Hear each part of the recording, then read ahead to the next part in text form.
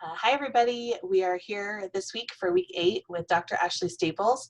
Ashley is a former colleague of mine from the Ideals Project at New York University, and now she's at The Ohio State University, where she recently completed her PhD. She is also going to be the instructor for this fall's EDUL 5652 Financial Aspects of Higher Education. And I asked her to join me today so that she could introduce herself to you and we could just get to know each other a little bit better. So Ashley, would you mind introducing yourself? Hello, future students. My name's Ashley. As Timmy said, I'm at The Ohio State University. I find that if I don't put the "the" in, someone else does, so I just accept it and move on at this point. I graduated last summer, August 2019, from my doctoral program, which I actually started at NYU as an EDD student and then transferred to Ohio State and completed my program there. My dissertation was on how students make sense of the interactions they're having on public university campuses around interfaith engagement across different types of worldviews and how their institutions give or don't give messaging about how welcome those types of interactions are on their campus. And I'm super excited. I haven't taken a finance and higher ed class in a while, but it was one of my favorite when I did take it. So I'm excited to teach that in the fall, and we will relearn and co-learn together on that adventure. Excellent. Ashley, you already told us a little bit about your dissertation. Tell us a little bit about what you've been doing since you graduated with your PhD. Sure. So I have a postdoctoral scholar appointment, which is very fancy for I do research full time. And I work with the interfaith experiences. Uh-oh. Now we have to try to remember interfaith diversity experiences and attitudes longitudinal survey. Sorry, we just call it Ideals.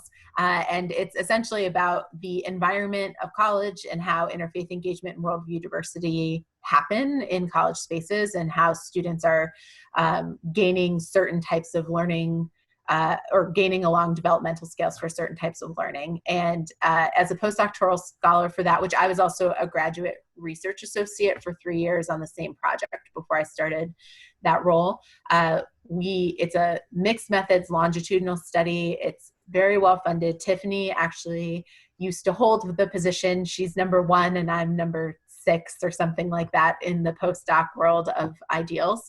And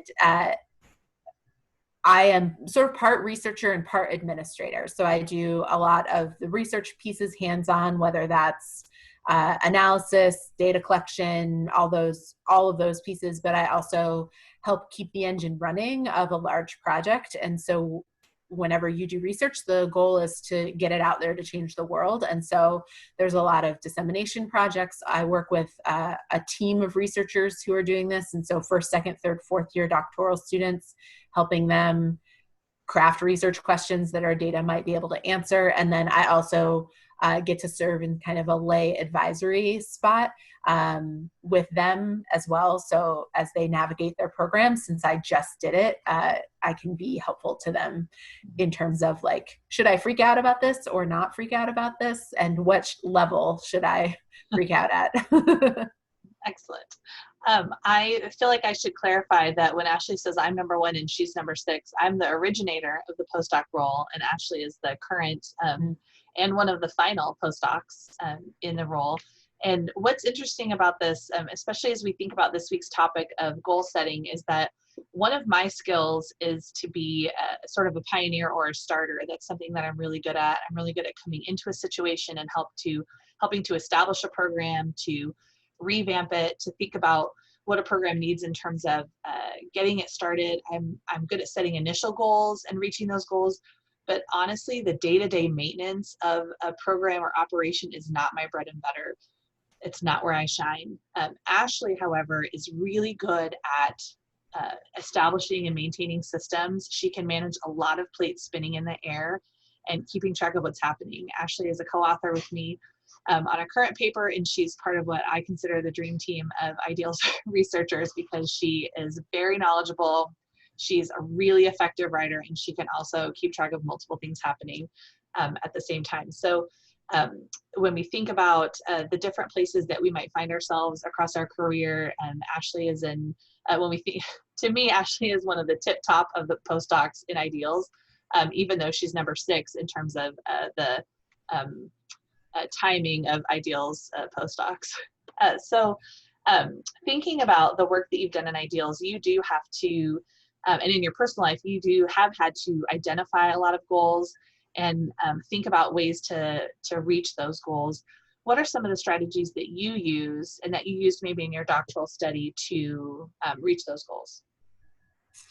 Yeah, so I think when I think about goals, I often think about, and this shows up in my research as well, I think about like, what's the process or the system that's already in place, and how do I fit with that or not fit with that? Because sometimes it's sort of, am I working with it or around it, or how do I do that? But without understanding the system that's already in place, that's really hard to do. And so that is something that I learned about during my doctoral program that's been helpful, right? Like, what is the academic system of bringing a paper from idea to publication? Like, how does that happen? And that's also something that you do with your dissertation, right? Like, you have these stages set up, but then you also have to figure out, so what does that mean for me? Am I somebody who just, do I just start writing? Do I start reading? Am I an outliner? How do I work with drafts? Like, all of those different pieces I think are important.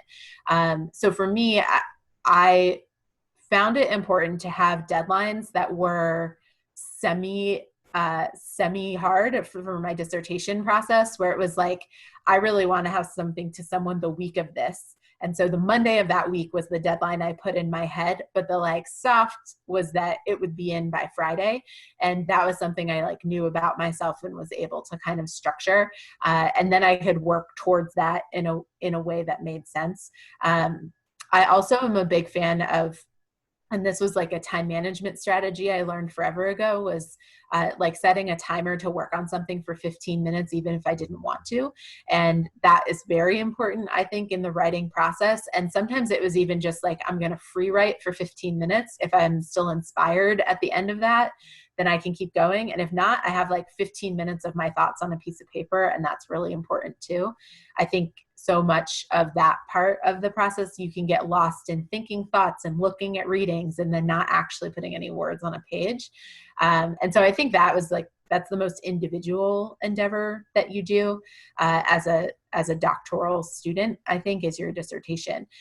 For me, I was part of a research team. So the other piece I think is important is like, what is the goal, the end goal of the team? And then working back to like, what are individuals' working styles? Because those are all sort of mini processes and systems that are in there. So do I have someone who, like, I have a couple of people that I work with now who are not like me in the soft deadline goal. They're a very hard deadline person. So if you give them a hard deadline, they're going to be done at the time.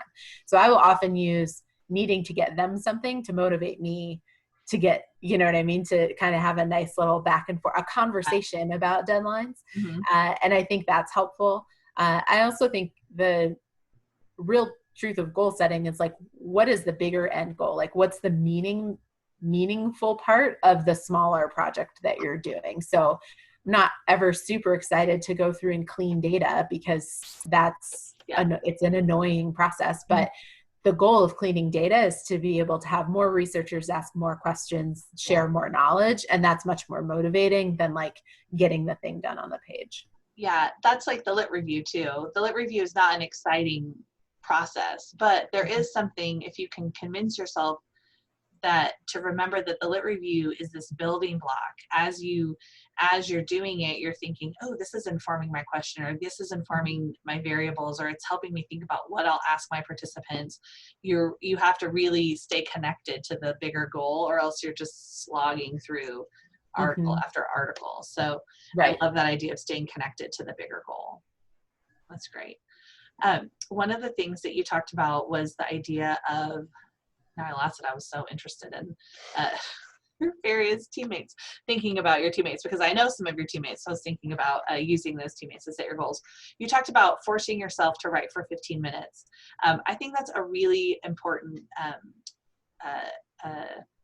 practice especially when you're thinking about the ability to procrastinate, and because that happens throughout the doctoral experience and beyond. And sometimes we just get ourselves psyched out, right? Where we're like, oh, I just do not want to write that paper. And we can't figure out like what it is, like, why am I blocked about this? Like, what is it that I don't want to do? Is it the topic? Is it the writing? Is it the like, did someone say something to me about it and now I'm intimidated? Like, we just don't know.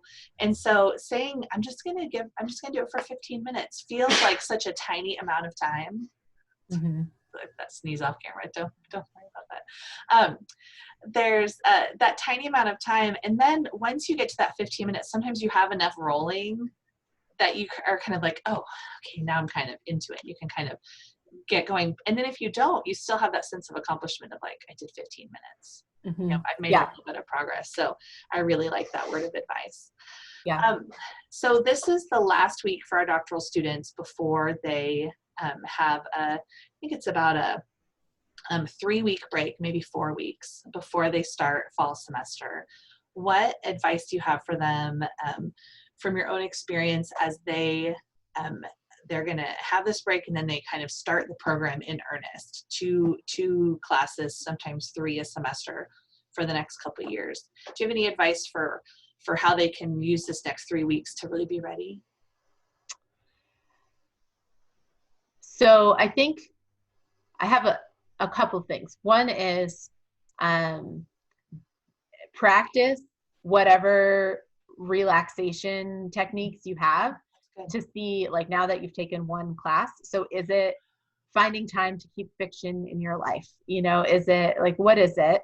And try and figure out how you want to dole that out to yourself over the course of a semester. I think that's really important because it's very easy, I think, during a doctoral program, especially if you're working full time, you literally always have something to do. And that's not going to go away. But just because you have something, quote unquote, more productive to do, it doesn't mean you're going to be more productive unless you figure out how to take care of yourself a little. So whatever that means to you, whether that's like really get into that good gym routine, or for some people, I know for me, I really do need to like take the break, like the reset of just really pulling out and not doing anything for a couple of weeks is very important as well.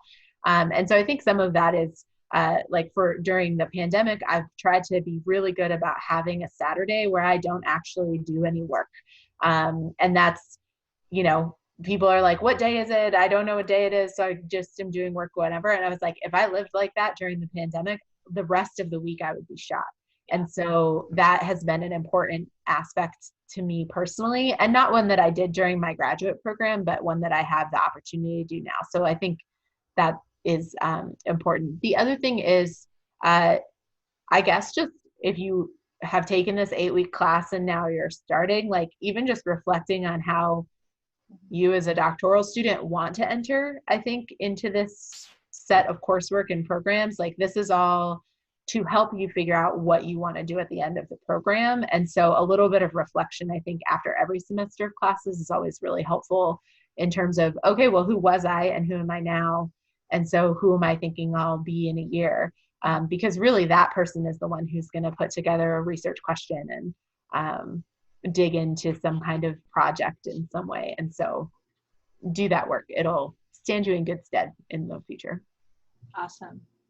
Thank you so much for taking time to visit with us and introduce yourself today. I know that this fall's finance class is going to be a really good one. I'm excited to hear the students and hear from them as they're learning with you and hear from you too. So have a great next few weeks as you enjoy the summer yourself and wrap up stuff on ideals, and I'll talk to you soon. Awesome. Thank you, Dr. RP. Great to see you, Dr. Staples. Bye.